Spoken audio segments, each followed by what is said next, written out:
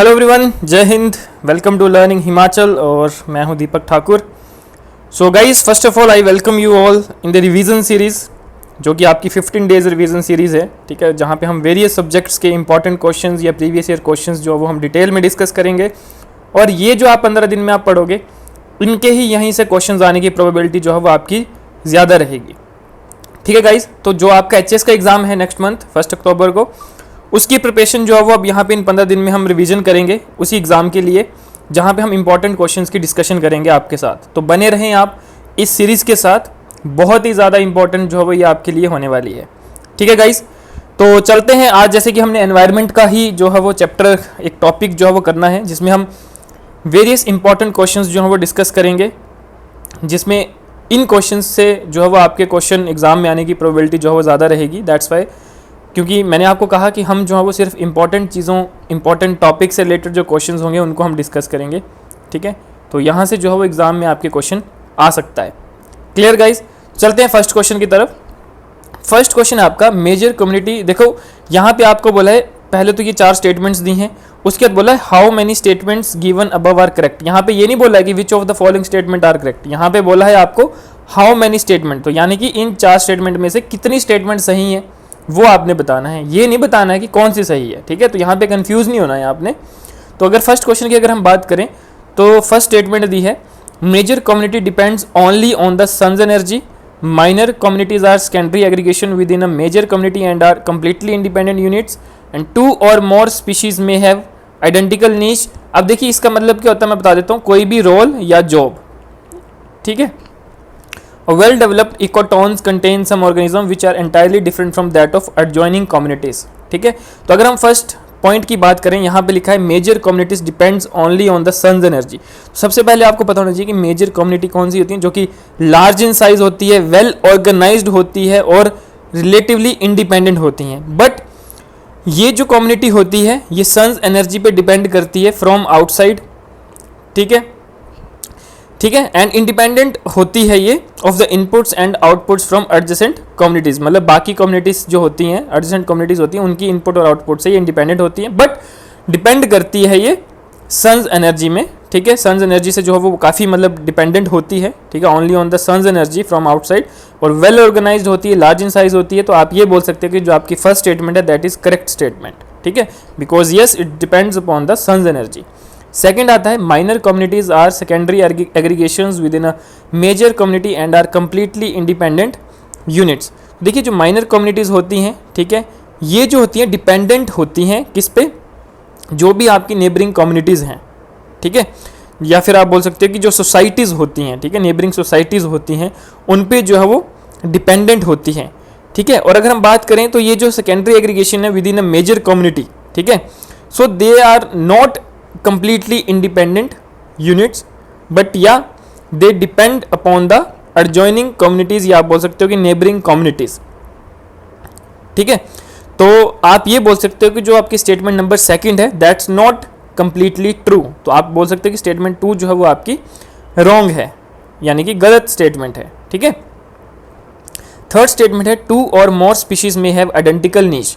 तो देखिए आपको मैंने नीच का मतलब बताया कि एक यूनिक फंक्शन रोल, या फिर आप बोल सकते हो कि किसी एक इकोसिस्टम में कोई एक प्लेस या एक रोल, एक जॉब किसी भी एक स्पीशीज़ की, ठीक है, एक इकोसिस्टम में, तो उसको जो है आप नीच बोलते हो। तो ऑब्वियसली अगर हम देखेंगे तो ऑब्वियसली हर एक स्पीशीज़ की अलग रोल होती है, अलग जॉब होती है, उसकी अलग पहचान होती है। तो हम नहीं बोल सकते कि 2 से या 2 से ज़्यादा स्पीशीज़ की जो है वो आइडेंटिकल यानी कि सेम जो है वो रोल या जॉब होगी। तो यानी कि ये स्टेटमेंट भी आपकी क्या हो जाएगी, इनकरेक्ट हो जाएगी। अगर हम फोर्थ स्टेटमेंट की बात करें तो फोर्थ स्टेटमेंट है आपकी well developed ecotones contain some organism which are entirely different from that of adjoining communities. ठीक है, तो यहाँ पे देखिए क्या है इकोटॉन का मतलब, अगर हम समझें इकोटॉन क्या होता है कि एक जोन ऑफ जंक्शन होता है किसी भी 2 या 2 से ज़्यादा डाइवर्स इकोसिस्टम के बीच में। ठीक है, एंड इट कंटेन्स, क्या कंटेन करता है इकोटॉन, सम ऑर्गेनिज्म जो कि एंटायरली डिफरेंट होते हैं अपनी एडजॉइनिंग कम्युनिटीज से। ठीक है, तो यहाँ पे जो लिखा है जैसे कि contain some organism which are entirely different from adjoining communities, यानी कि ये वाला जो है आपका पॉइंट, ये भी जो है वो करेक्ट है। तो यानी कि कितने स्टेटमेंट्स करेक्ट हुए, 2 स्टेटमेंट करेक्ट हुए, यानी कि आपका ऑप्शन नंबर बी जो है वो करेक्ट माना जाएगा। क्लियर गाइज, चलें आगे अगले क्वेश्चन में, लास्ट में बने रहिए, लास्ट में आपके लिए एक इंपॉर्टेंट क्वेश्चन बताऊंगा जो कि आपके लिए होमवर्क होगा और उसका आंसर आप कमेंट में लिखोगे, तो वो लास्ट क्वेश्चन होगा, ठीक है, जो 6th क्वेश्चन होगा। 5 क्वेश्चन मैं आपको एक्सप्लेन करूंगा, एक आपके लिए होमवर्क होगा, तो आपने उसका कमेंट करना है, ठीक है, आंसर कमेंट करना है। तो उसके लिए आप पूरी वीडियो में जो है बने रहें, क्योंकि ये क्वेश्चंस बहुत ही ज़्यादा इंपॉर्टेंट है और यहीं से आपके एग्जाम में पूछे जाते हैं, ठीक है। अगर हम बात करें नेक्स्ट क्वेश्चन की, यहाँ पे बोला which of the above statement is are correct. यहाँ पे आपने बताना है कि कौन सी स्टेटमेंट करेक्ट है with reference to sulphur cycle, ठीक है। तो सल्फर साइकिल के बारे में आपको पता होना चाहिए, ठीक है। तो सल्फर साइकिल क्या होती है, just a collection of process जहाँ पे सल्फर जो है मूव्स करती है बिटवीन सम मीडियम्स या सिस्टम्स, ठीक है। तो यहाँ पे जैसे अगर हम फर्स्ट स्टेटमेंट की बात करें, यहाँ लिखा है sulphur cycle is completely sedimentary.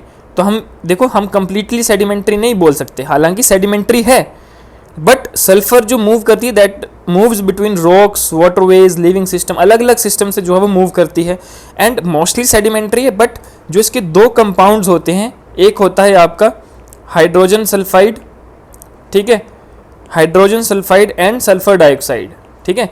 तो ये जो दो कंपाउंड्स होते हैं ये कुछ गैसेस कंपोनेंट ऐड करते हैं जो कि इसकी to its normal sedimentary cycle में। तो आप ये बोल सकते हैं कि जो आपका स्टेटमेंट फर्स्ट है वो आपकी पूरी तरह से सही नहीं है। अगर यहाँ पे लिखा होता कि सम हाउ सेडिमेंट्री तो शायद सही होता, बट कंप्लीटली सेडिमेंट्री नहीं है, बिकॉज इसके दो कंपाउंड्स जो हैं वो कुछ गैसियस कंपोनेंट जो है वो ऐड करते हैं इसकी नॉर्मल सेडिमेंट्री साइकिल में। That's why statement first is incorrect. Second statement की अगर हम बात करें तो atmospheric sulphur dioxide is carried back to the earth after being dissolved in rain water as weak sulphuric acid.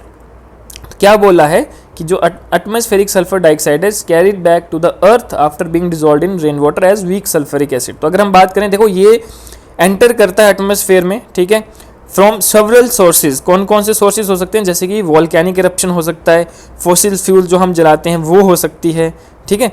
तो अगर फ्रॉम सरफेस ऑफ ओशन की अगर हम बात करें, ठीक है, तो दो गैसेस जो होती हैं वो रिलीज होती हैं बाय डिकम्पोजिशन, ठीक है। तो आप ये कह सकते हैं स्टेटमेंट में कि जो sulphur dioxide, atmospheric sulphur dioxide है, ठीक है, वो दोबारा अर्थ में आता है, कैसे, रेन वाटर में डिसॉल्व होके, ठीक है। रेन वाटर में कैसे, क्योंकि मैंने आपको बताया कि एयर में कैसे जाएगा, एयर में आपका जाएगा कोई भी, जैसे आप फॉसिल फ्यूल को बर्न कर रहे हो, वोल्केनिक इरप्शंस हो रही हैं, ठीक है, कोई ओशन या गैसेस रिलीज हो रही हैं, तो वो आपके एटमॉस्फेयर में जाएंगी। एटमॉस्फेयर में जब आपकी रेन होती है ना, जिसको आप एसिड रेन भी बोलते हो, ठीक है, तो जो रेन होती है, रेन में ये कंपोनेंट मिल के फिर उसके बाद जो है वो रेन वाटर में डिसॉल्व होकर दोबारा अर्थ में जो है वो ये आ जाती है, ठीक है। पहले तो अर्थ से जाएगी एयर में, फिर रेन वाटर के थ्रू दोबारा एयर से अर्थ में एंटर करती है एज वीक सल्फ्यूरिक एसिड, जो मैंने बताया ना सल्फ्यूरिक एसिड, जिसको आप एसिड रेन कहते हैं, कि जो एसिड रेन होता है which leads to destroy many monuments, historical monuments को डिस्ट्रॉय करने में जिसका बहुत बड़ा हाथ है ना। तो आप बोल सकते हो कि जो स्टेटमेंट 2 है वो आपकी करेक्ट है, यानी कि आपका ऑप्शन नंबर बी जो है 2 only, that is correct option. Clear. चलिए हम नेक्स्ट क्वेश्चन की तरफ। तो नेक्स्ट क्वेश्चन है क्वेश्चन नंबर 3 कि consider the following statement in contest of traffic, ठीक है, और आपको बोला हाउ मेनी स्टेटमेंट्स गिवन, यहाँ पे भी बोला कि हाउ मेनी, कितनी स्टेटमेंट जो है वो करेक्ट हैं, ठीक है। तो देखो अगर हम बात करें ये है क्या, ट्रैफिक क्या है, ठीक है, तो बात कर देते हैं कि जो ट्रैफिक है वो क्या है, कि एक जॉइंट कंजर्वेशन प्रोग्राम है, किसका, वर्ल्ड वाइल्ड लाइफ फंड का और इंटरनेशनल यूनियन फॉर कंजर्वेशन का, ठीक है। तो यहाँ पे आपको लिखा है कि it is a joint programme of WWF and UNEP, ठीक है, जो आपका यूनाइटेड नेशन एनवायरनमेंट प्रोग्राम है वो नहीं आएगा, इसकी जगह क्या आएगा, अगर UNEP की जगह आपको दिया होता इंटरनेशनल यूनियन फॉर कंजर्वेशन, ठीक है, तो आपका ये स्टेटमेंट सही होता, लेकिन यहाँ पे UNEP दिया है तो आपका ये स्टेटमेंट क्या हो जाएगा, इनकरेक्ट हो जाएगा। क्लियर। सेकंड अगर हम बात करें, it works in collaboration with convention on international trade in endangered species of wild fauna and flora, ठीक है।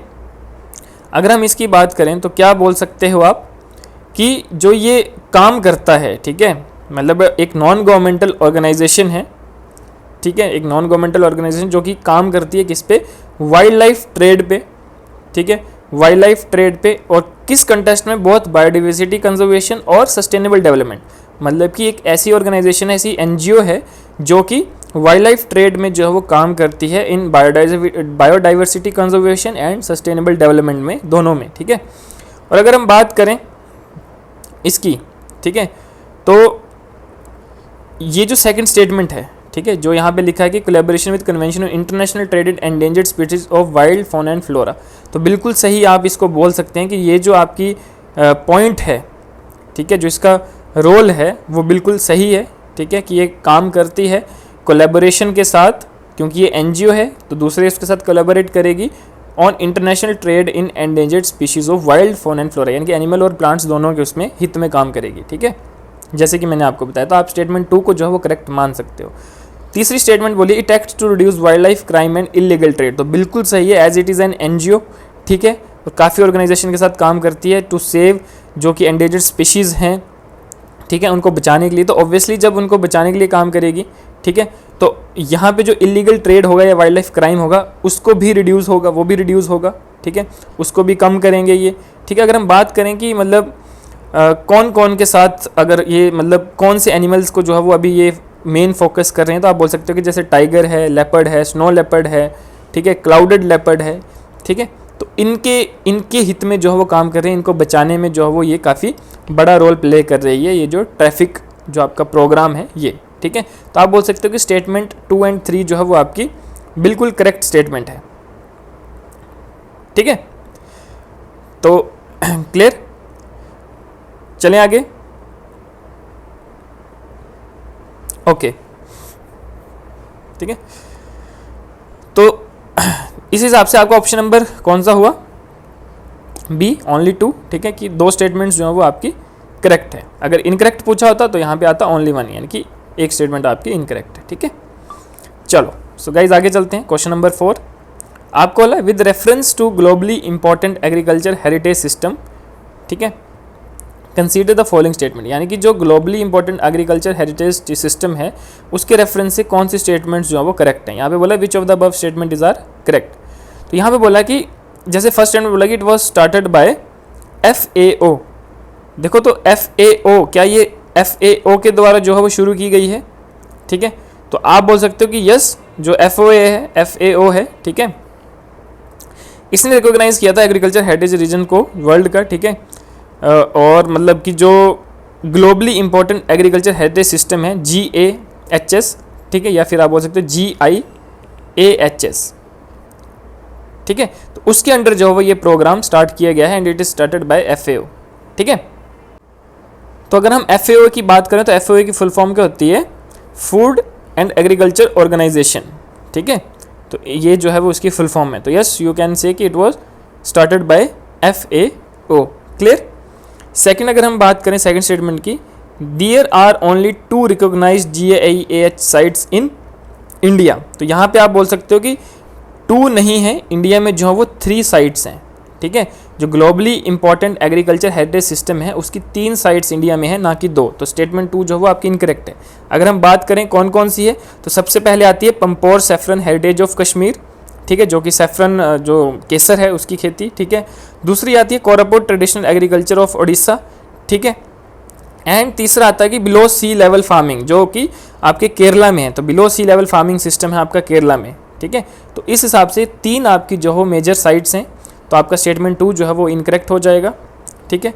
और रही बात स्टेटमेंट 3 की, तो GIHS are outstanding landscape of aesthetic beauty that combine agriculture biodiversity, ठीक है, resilient ecosystems and valuable cultural heritage, जो कि एग्रीकल्चर बायोडाइवर्सिटी, ठीक है, और रेजिलियंट इकोसिस्टम की जो वो कम्बिनेशन है, ठीक है, इनको कंबाइन, इनके जो वो ब्यूटी एस्थेटिक ब्यूटी है, ठीक है, विच कंबाइन दीज 2 और 3 थिंग्स, ठीक है, and valuable cultural heritage.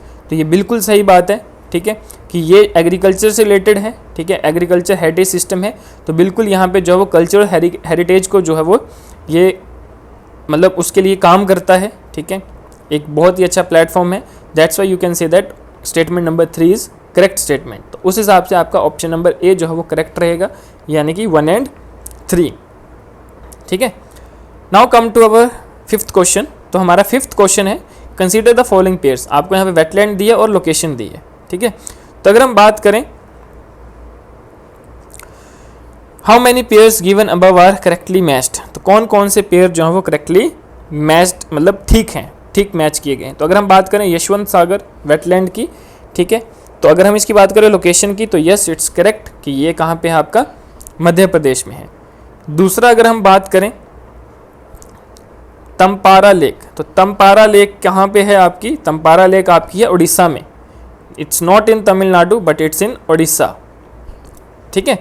And अगर हम बात करें चित्रंगुड़ी बर्ड सेंचुरी, तो चित्रंगुड़ी बर्ड सेंचुरी आपका जो है वो है तमिलनाडु में, ठीक है। तो ये जो दो हैं आपकी 2 और 3 ये आपकी इनकरेक्ट मैच्ड हैं। और रोपड़ लेक, ऑब्वियसली रोपड़ आपकी रूपनगर डिस्ट्रिक्ट पंजाब की, ठीक है। तो रोपड़ डिस्ट्रिक्ट भी है आपकी और रोपड़ लेक आपका कहाँ पे? पंजाब में। एंड इट्स ऑल्सो वेटलैंड, ठीक है।